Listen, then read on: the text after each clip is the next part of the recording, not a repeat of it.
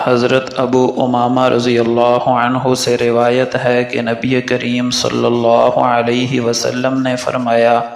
جو شخص مجھ پر سب سے زیادہ درود بھیجتا ہے وہ مقام و مرتبے کے لحاظ سے میرے سب سے زیادہ قریب ہوگا۔ نبی اکرم صلی اللہ علیہ وسلم کا فرمان ہے، جس شخص نے اخلاص کے ساتھ لا الہ الا اللہ پڑھا ہوگا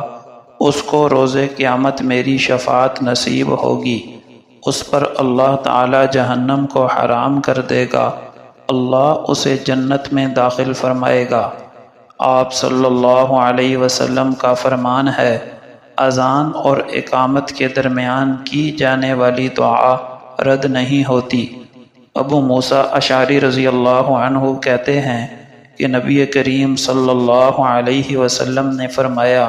جس نے چاشت سے پہلے یعنی اشراق کی 4 رکعت نماز پڑھی اور ظہر سے پہلے 4 رکعتیں پڑھیں اس کے لیے جنت میں گھر بنا دیا جاتا ہے۔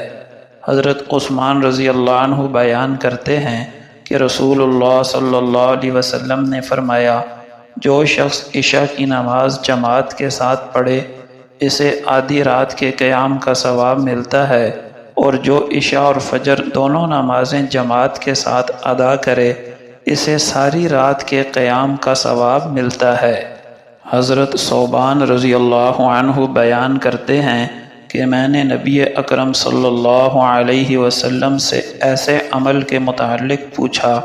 جو اللہ کو سب سے زیادہ محبوب ہو، تو آپ صلی اللہ علیہ وسلم نے فرمایا، کثرت سے سجدے کیا کرو،